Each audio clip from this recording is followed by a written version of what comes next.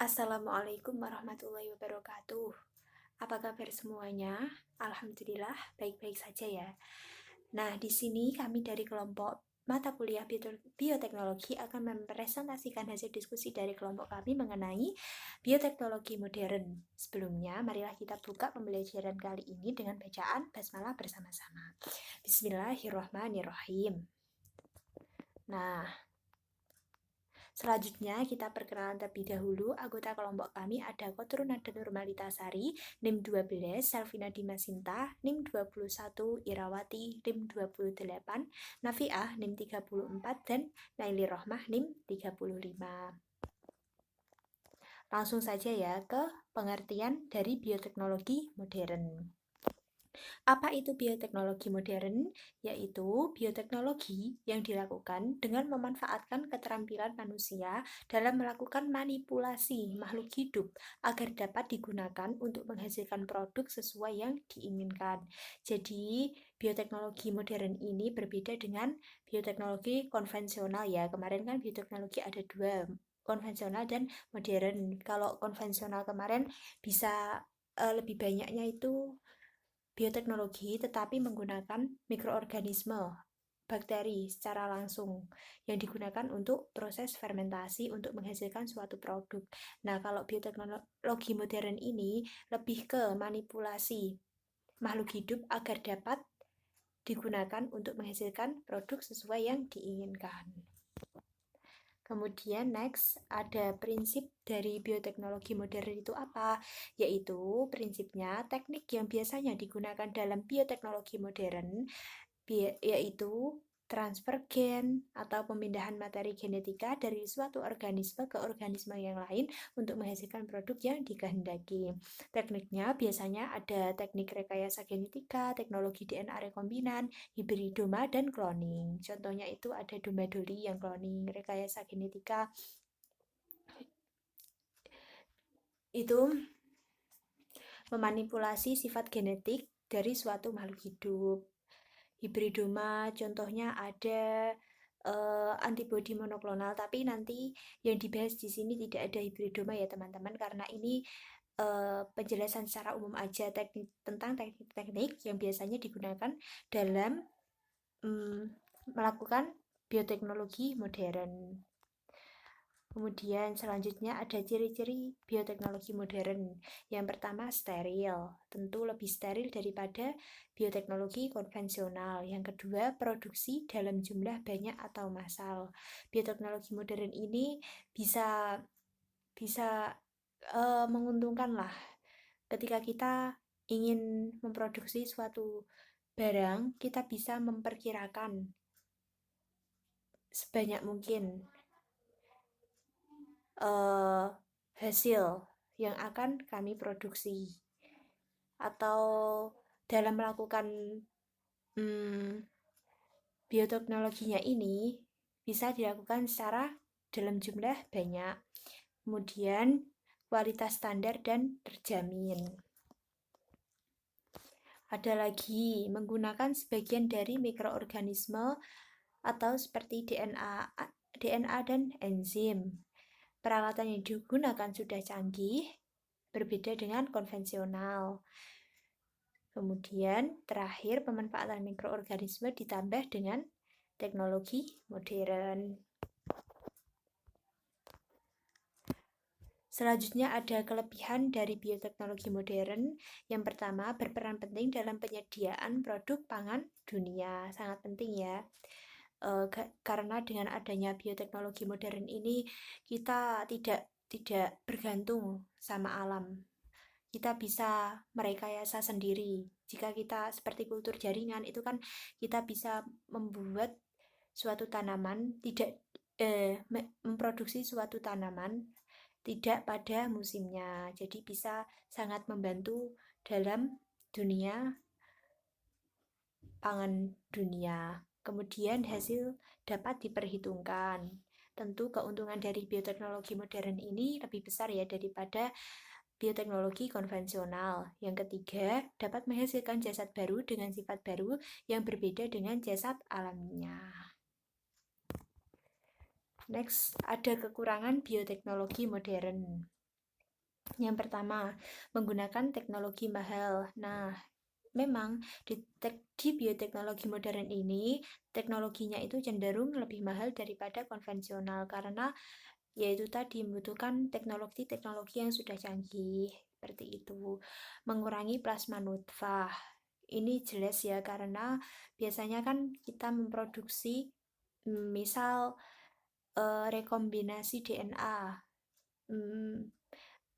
Ya, rekayasa genetika juga, kultur jaringan, itu bisa ada tanaman transgenik, itu kan kita menciptakan tanaman yang tahan terhadap hama. Nah, itu bisa mengurangi plasma nutfah dari tumbuhan padi pada intinya gitu loh, pada lokalnya, pada yang seharusnya berjalan. Misal padi itu memiliki suatu karakteristik yang ada di dalam DNA-nya atau memiliki sifat khusus ya dari padi lokal, tetapi dengan adanya padi yang transgenik itu mampu mengurangi plasma nutfahnya dari si padi sendiri.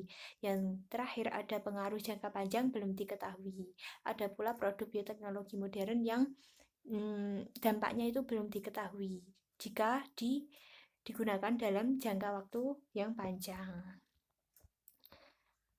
Selanjutnya ada macam-macam bioteknologi modern. Nah, ini yang nanti akan kami bahas. Yang pertama ada kultur jaringan, ada bayi tabung, ada cloning domba doli, dan ada vaksin. Selanjutnya ke pembahasan dari macam-macam bioteknologi modern akan dilanjutkan oleh teman saya ya. Silakan. Selanjutnya, pada macam-macam bioteknologi modern itu ada transformasi genetik dengan metode in vitro. Transformasi genetik itu sendiri merupakan teknik mensisipkan gen asing yang diperoleh dari tanaman, bakteri, maupun virus pada spesies tanaman tertentu. Nah, proses ini digunakan untuk mendapatkan tanaman yang transgenik. Jadi, tanaman yang transgenik itu memiliki materi gen asing dari organisme yang lain. Nah, gen asing hasil rekayasa genetik yang disisipkan pada spesies tanaman tertentu itu disebut dengan transgen, dan tanaman yang sudah tersisipi transgen disebut dengan tanaman transgenik. Nah, yang selanjutnya itu transformasi secara in vitro. Nah, proses transformasi ini dilakukan secara in vitro di dalam laboratorium.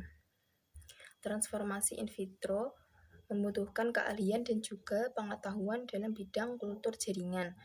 Nah, keahlian ini bertujuan untuk menghasilkan target, yaitu bisa menghasilkan tanaman yang transgenik. Karena dengan proses tanaman transgenik ini bisa menjadi alternatif supaya tanaman itu bisa tahan terhadap hama. Kemudian ada target transformasi secara in vitro. Yang pertama itu protokrom, dan yang kedua adalah kalus.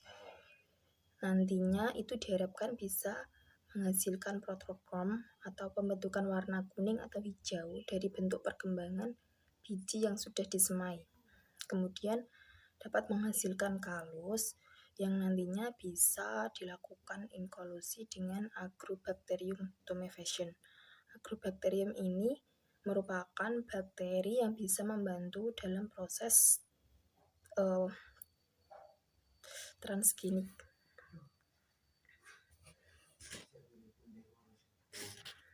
Kemudian ada tahapan transformasi melalui agrobacterium secara in vitro. Yang pertama itu prekultur target transformasi, yaitu dengan memindahkan target transformasi ke medium yang baru yang dilakukan selama 3 hari sebelum protokrom itu diinkolusi dengan suspensi agrobacterium. Nah, tujuan dari prekultur ini untuk menyiapkan target supaya memiliki sel yang kompeten untuk ditransformasikan. Kemudian yang kedua itu suspensi kultur agrobacterium. dengan mengencerkan kultur cair bakteri dengan cara menambahkan media kultur cair, misalnya itu media cair dari media dasar MS atau Research dan Scope. Nah, proses pengenceran ini dapat dilakukan sebanyak 4-10 kali. Dan yang ketiga itu inklusi target dengan suspensi agrobakterium. Target transformasi itu kemudian direndam dengan suspensi kultur agrobakterium. Nah, pada perendaman ini bisa dilakukan untuk treatment atau sebagai perlakuan dalam penelitian, kemudian dipindahkan ke dalam media yang padat. Nah, tahapan transformasi yang selanjutnya yaitu kokultivasi. Jaringan target dibiarkan hidup bersama agrobakterium itu selama 3-7 hari. Kemudian bisa ditambahkan asetosiringon atau bahan kimia pada media kokultivasi. Nah, asetosiringon ini bisa membantu meningkatkan efisiensi dalam proses transformasi. Yang selanjutnya itu eliminasi agrobakterium. Eliminasi ini dilakukan dengan antibiotik karbenisilin. Nah, antibiotik yang dipilih ini untuk membunuh bakteri tetapi masih aman untuk jaringan target, yaitu tanaman transgenik. Yang selanjutnya yaitu seleksi kandidat tanaman transgenik. Misalnya jika digunakan gen yang memiliki ketahanan terhadap kanamisin, yaitu sebagai selectable marker atau sebagai pengidentifikasi sel bakteri yang mengandung plasmid. Nah, pada tahap ini target harus diseleksi dengan menanamnya pada media yang mengandung kanamisin juga. Misalnya tanaman target tersebut setelah ditambahkan kanamisin dalam media, kok tanaman tersebut bisa tumbuh, maka tanaman tersebut bisa dikatakan berhasil sudah tersisipi gen asing. Seperti itu. Kemudian yang terakhir itu analisis molekuler. Nah, kandidat transgenik yang sudah dihasilkan pada tahap sebelumnya nantinya akan dianalisis secara molekuler, yaitu untuk mengetahui pasti bahwa transgenik tersebut itu sudah benar-benar masuk ke dalam tanaman target. Nah, analisis ini dilakukan dengan metode PCR, yaitu metode PCR ini digunakan untuk mendeteksi keberadaan materi genetik dari bakteri yang sudah digunakan. Nah, ini ada contoh tanaman transgenik yang awal mulanya itu berasal dari plasmid yang ada pada agrobakterium, itu dikeluarkan dari sel bakteri agrobakterium, kemudian diisolasi DNA dengan yang diinginkan, kemudian disisipkan gen ke dalam plasmid dengan bantuan enzim ligase. Nah, selanjutnya itu memasukkan plasmid ke dalam agrobakterium kembali dan nantinya akan menduplikasi plasmid. Nah, bakteri tersebut akan masuk ke dalam tanaman, ke dalam sel tanaman dan mentransfer gen. Kemudian yang selanjutnya yaitu sel tanaman akan membelah dan setiap sel nanti akan memperoleh gen yang baru dalam kromosom. Kemudian membentuk tanaman dengan sifat yang baru. Bayi tabung. Nah, teman-teman ada yang tahu bayi tabung itu apa? Baik, saya jelaskan ya. Dalam bahasa kedokteran, bayi tabung dikenal dengan sebutan in vitro fertilization atau IVF. Bayi tabung merupakan teknik pembuahan atau fertilisasi yang terjadi di luar kandungan atau in vitro dengan mempertemukan sel telur dan sel sperma dalam wadah khusus tanpa melalui senggama.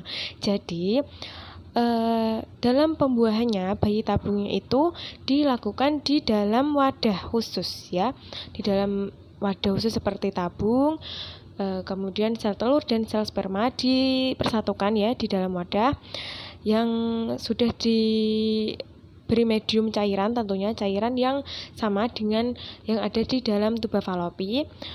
Kemudian terjadi pembuahan dan terbentuk embrio.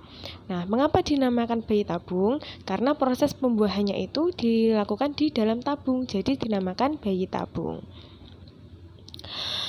Nah, bayi tabung ini bisa menjadi alternatif bagi pasangan suami istri yang mempunyai masalah infertilitas atau gagal dalam pembuahan ya.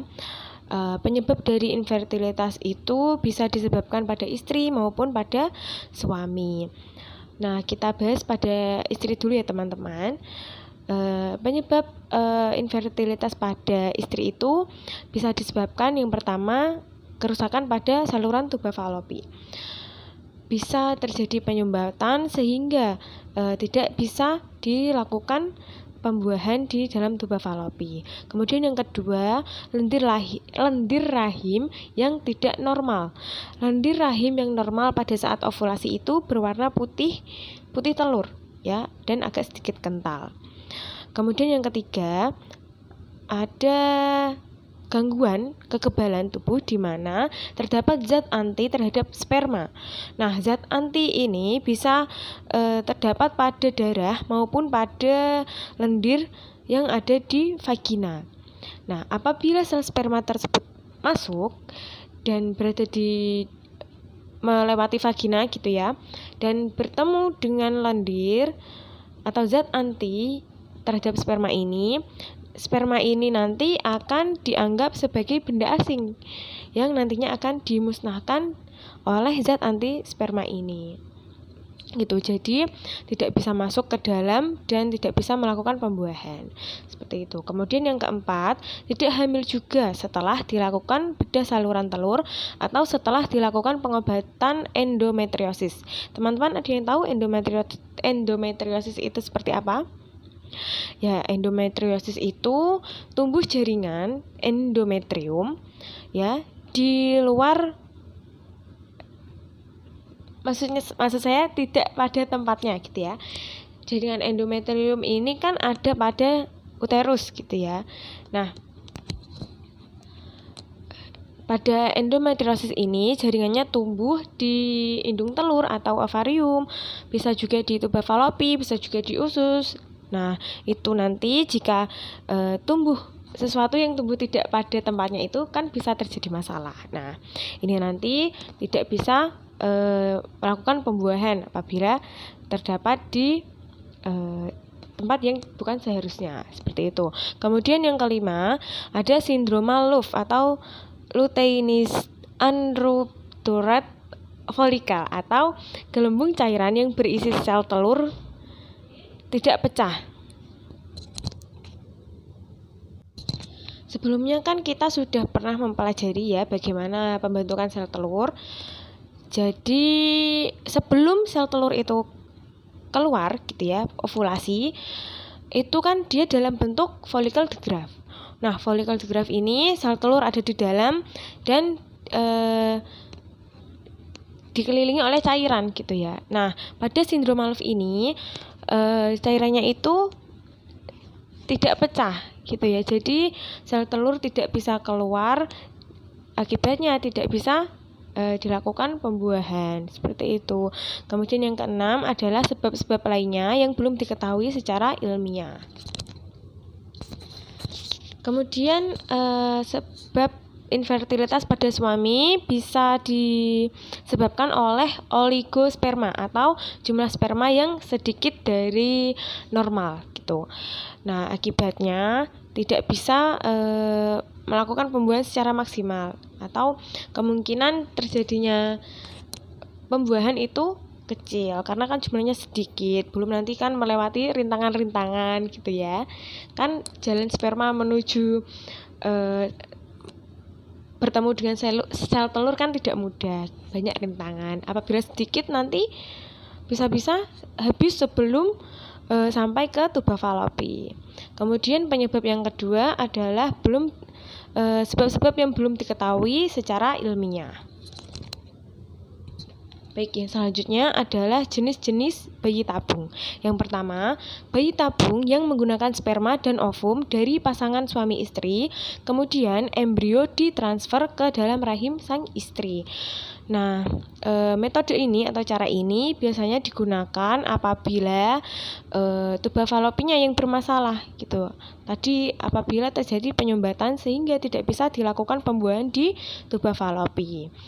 Kemudian yang kedua, bayi tabung yang menggunakan sperma dan ovum dari pasangan suami istri, kemudian embrio ditransfer ke dalam rahim wanita lain atau ibu pengganti.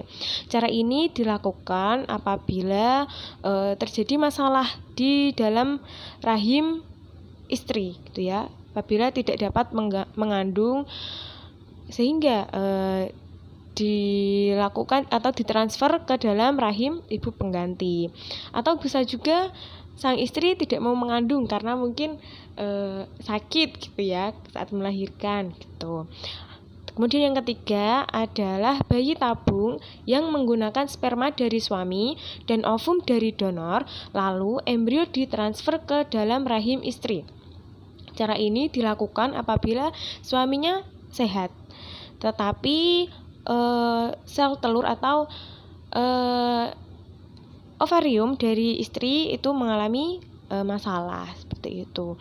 Kemudian yang keempat, bayi tabung yang menggunakan sperma dari donor dan ovum dari istri, lalu embrio ditransfer ke dalam rahim istri. Cara ini dilakukan apabila sang suami yang kurang subur seperti itu.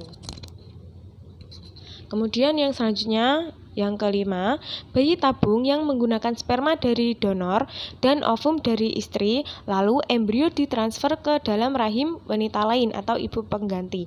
Cara ini dilakukan bila suaminya itu kurang subur ya, dan istrinya sehat gitu, sehat dari indung telurnya itu sehat atau ovariumnya sehat, tetapi rahimnya bermasalah gitu.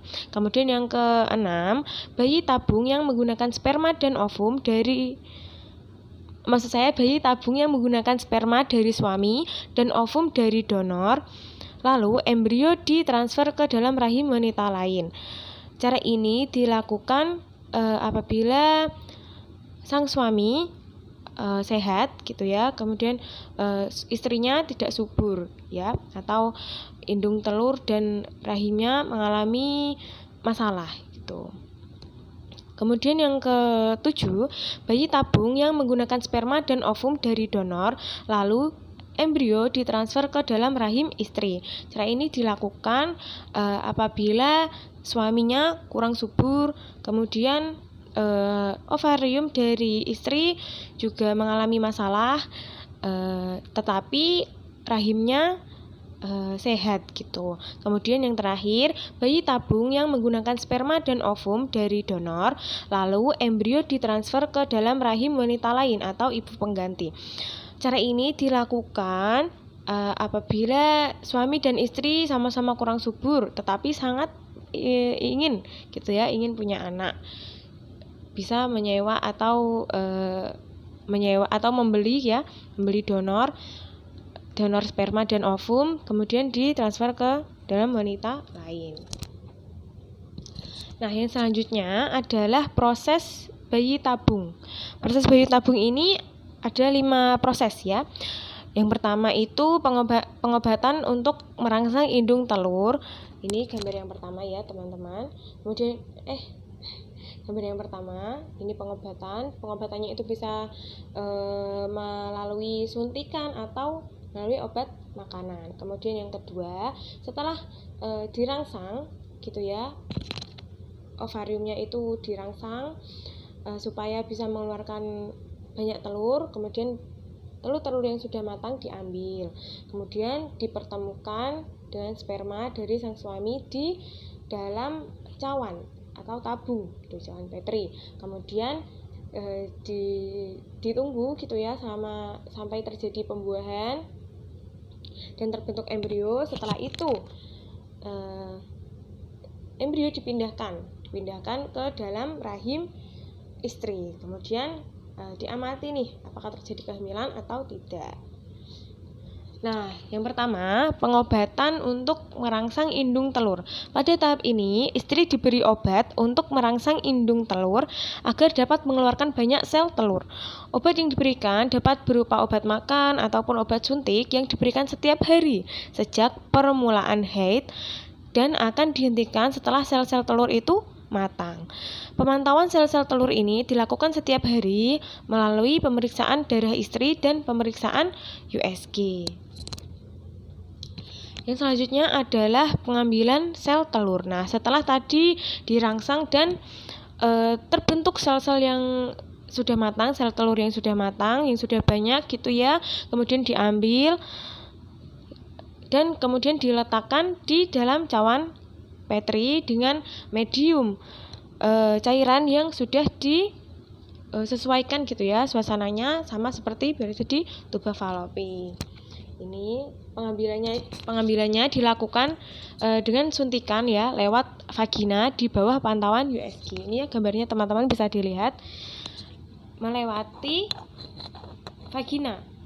Ini disuntik, bisa dilihat ini ada putih-putih yang menyuntik ovarium ini, kemudian sel telurnya diambil, disedot gitu ya sampai ke wadah ini tabung dan dilakukan lewat pantauan USG. Nah, setelah ovariumnya diambil, kemudian suami diminta untuk mengeluarkan sperma, kemudian spermanya diproses gitu ya, diambil yang baik-baik saja yang nantinya akan dipertemukan dengan sel telur istri gitu ya di dalam cawan Petri di laboratorium.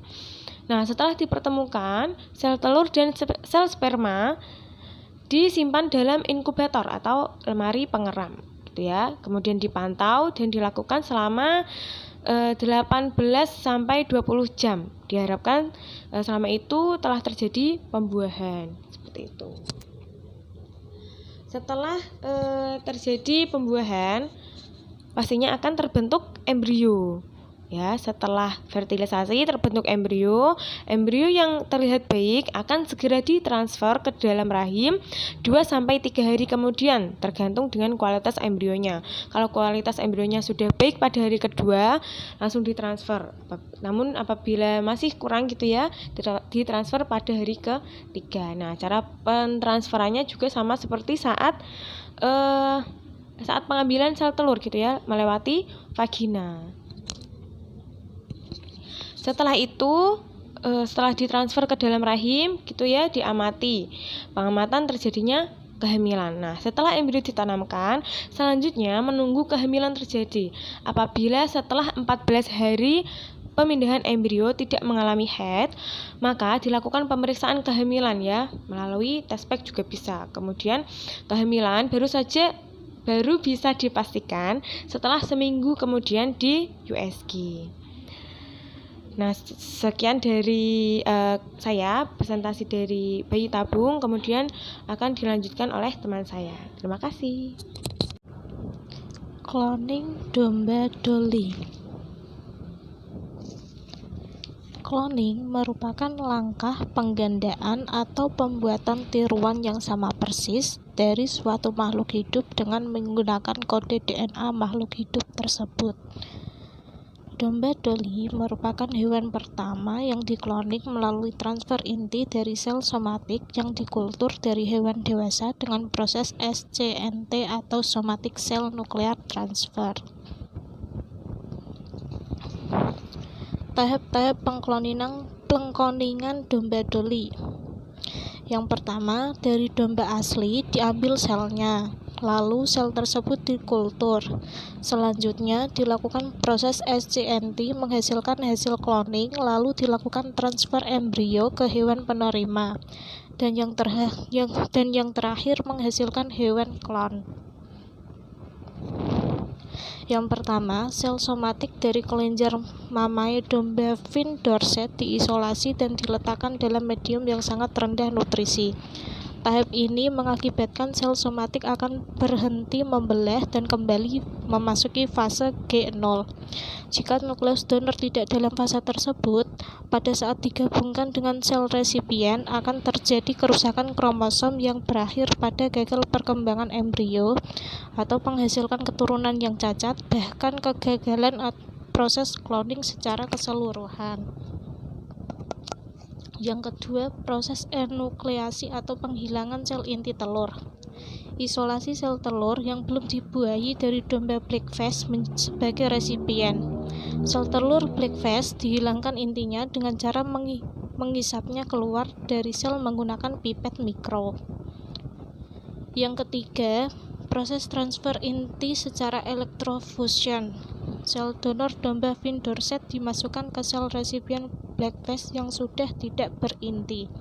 Kedua sel diletakkan berdekatan, lalu dengan bantuan sengatan listrik akan menyebabkan kedua sel akan memulai bergabung. Kemudian diberikan lagi sengatan yang kedua untuk meniru energi yang terjadi seperti halnya yang terjadi pada fertilisasi alami. Akibatnya, sel yang telah mengalami elektrofusion tersebut akan memulai mengalami pembelahan sel. Yang keempat, penempelan embrio hasil cloning ke uterus domba blackface lainnya. Proses ini dilakukan setelah embrio dikulturkan kurang lebih selama 6 hari dalam alat pengkultur. Yang terakhir, setelah masa kehamilan berlalu, maka domba blackface akan ditempelkan embrio hasil cloning akan melahirkan domba cloning yang identik dengan domba Finn Dorset secara genetik. Domba hasil cloning tersebut diberi nama domba Dolly. Oke, jadi pembahasan yang selanjutnya yaitu pembahasan mengenai vaksin. Nah, di sini dari pengertiannya, vaksin adalah suatu bahan atau sebuah perantara yang digunakan untuk membentuk kekebalan tubuh atau sistem imun seseorang agar terhindar dari patogen atau infeksi bakteri dan diberikan dengan cara vaksinasi. Nah, vaksinasi ini adalah cara pemasukan vaksin ke dalam tubuh. Biasanya bisa berupa injeksi atau dengan penyuntikan gitu ya. Vaksin juga bisa diberikan secara oral atau melalui tetesan dari mulut gitu.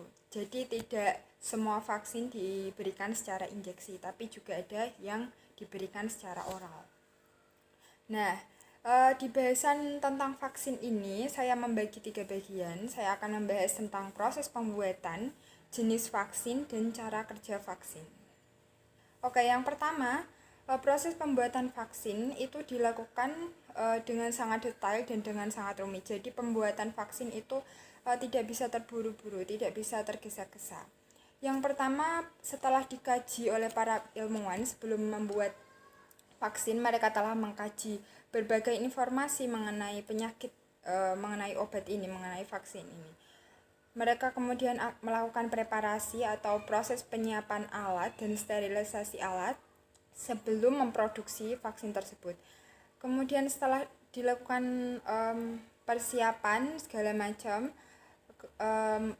selanjutnya ilmuwan akan menyiapkan media tumbuh yang akan digunakan untuk vaksin virus ini yang dilemahkan.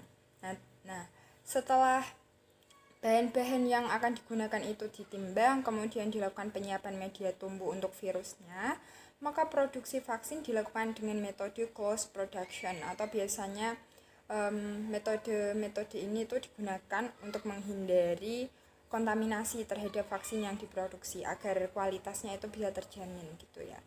Nah di dalam produksinya sendiri itu juga sterilisasinya itu sangat ketat sekali.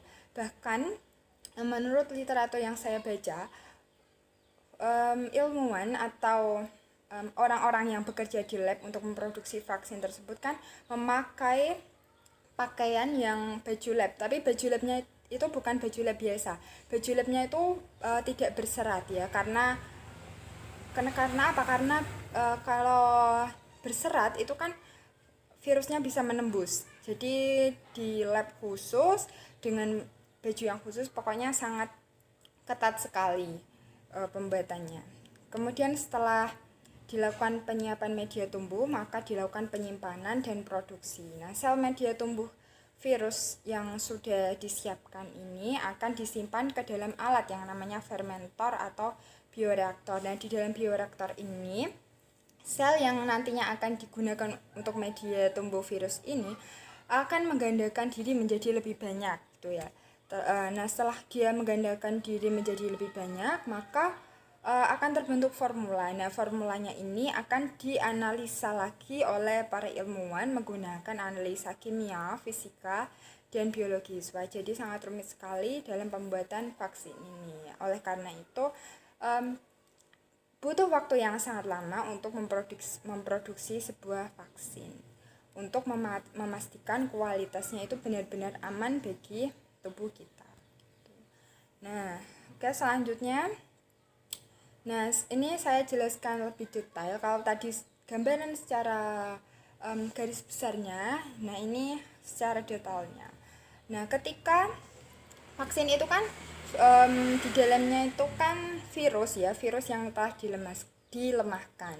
Nah, itu seperti apa sih cara melemahkan virus tersebut? Nah, jadi seperti ini, virus yang akan dijadikan vaksin tersebut diambil, kemudian diekstrak RNA-nya. Nah, setelah RNA-nya ini ketemu, maka RNA akan dikonversi menjadi DNA. Nah, setelah dikonversi menjadi DNA, maka urutan gen dari sequencer DNA ini kan gen kan ada beberapa bagian. Nah, urutan kan ada urutannya ya. Urutan gen ini nanti yang sequencer DNA yang bagiannya itu yang menyebabkan penyakit akan ditandai. Nah, setelah ditandai, urutan gen yang ditandai ini akan disisipkan ke plasmid.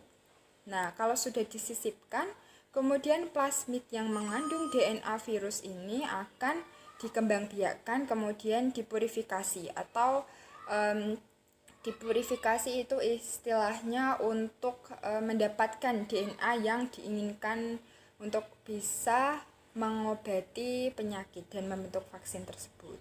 Nah, gitu. Jadi lumayan rumit dalam pembuatan vaksinnya. Oke. Nah, dari jenis-jenis vaksin sendiri itu ada 4, yaitu ada vaksin yang telah dimatikan, kemudian ada vaksin yang dilemahkan, vaksin rekombinan, dan plasma DNA.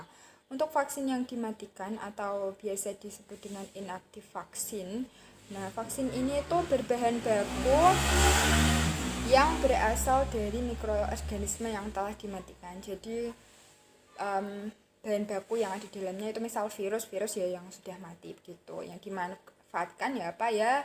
Yang dimanfaatkan itu bagian-bagiannya yang dari virus tersebut gitu. Kemudian yang kedua adalah vaksin yang dilemahkan. Jadi bahan-bahannya ini berasal dari keseluruhan organisme atau bagian dari organisme yang daya infeksi kuman atau virusnya ini dilemahkan, tapi masih bisa menumbuhkan respon imun di dalam tubuh kita. Jadi tubuh kita masih bisa membentuk antibodi untuk merespon si vaksin ini. Kemudian yang ketiga ada vaksin rekombinan. Nah, vaksin rekombinan ini adalah susunan vaksin yang memerlukan epitop organisme yang patogen. Prinsip vaksin ini adalah epitop itu bagian dari organisme yang bisa merespon antibodi. Jadi prinsip vaksin ini adalah dengan menyisipkan satu atau lebih gen dengan mengkode determinan imunitas yang penting pada organisme sehingga bisa merangsang antibodi di dalam tubuh kita. Gitu. Kemudian yang keempat ada vaksin plasma DNA. Nah, vaksin plasma DNA ini dibuat berdasarkan isolasi DNA mikroba yang mengandung kode antigen yang patogen. Vaksin DNA ini akan merangsang respon hormonal dan respon selular yang cukup kuat dalam tubuh kita. Oke, pembahasan yang selanjutnya yaitu Tentang tadi kan pembahasan mengenai jenis-jenis vaksin. Nah, untuk vaksin yang telah dimatikan sendiri ada 3 jenis, yaitu maaf ini tidak jelas ya tulisannya, tapi saya akan jelaskan di sini. Itu ada vaksin subunit. Nah, vaksin subunit adalah vaksin yang berasal dari bagian dari organisme. Contohnya itu komponen kapsul bakteri Streptococcus pneumoniae untuk mengobati pneumonia. Kemudian ada jenis vaksin toksoid. Vaksin toksoid ini dibuat dari bahan toksin bakteri. Toksin itu kan racun, tapi tidak berbahaya karena vaksin ini tetap bisa merangsang pembuatan antibodi dalam tubuh kita. Contohnya itu adalah vaksin tetanus dan difteri. Kemudian jenis yang ketiga adalah vaksin konjugat. Vaksin ini digunakan untuk meningkatkan imunogenitas atau sistem imun dalam tubuh yang dikonjugasikan dengan protein karir sehingga dapat meningkatkan respon dalam tubuh kita. Oke, pembahasan yang selanjutnya yaitu mengenai cara kerja dan manfaat dari vaksin. Nah, cara kerja vaksin itu sendiri adalah untuk melindungi tubuh dari infeksi bakteri atau patogen dengan cara membentuk antibodi untuk melawan atau menghancurkan patogen yang masuk ke dalam tubuh. Patogen adalah bakteri, virus, parasit, atau fungi yang bisa menyebabkan penyakit di dalam tubuh kita. Masing-masing dari patogen ini terdiri dari beberapa bagian yang biasanya hanya ada pada jenis patogen tersebut dan penyakit yang diakibatkannya. Bagian dari patogen yang menyebabkan pembentukan antibodi disebut dengan antigen. Maka ketika vaksin masuk ke dalam tubuh yang sehat melalui injeksi atau pemberian secara oral, sistem imun di dalam tubuh kita akan membentuk antibodi khusus sesuai antigen yang terkandung di dalam vaksin.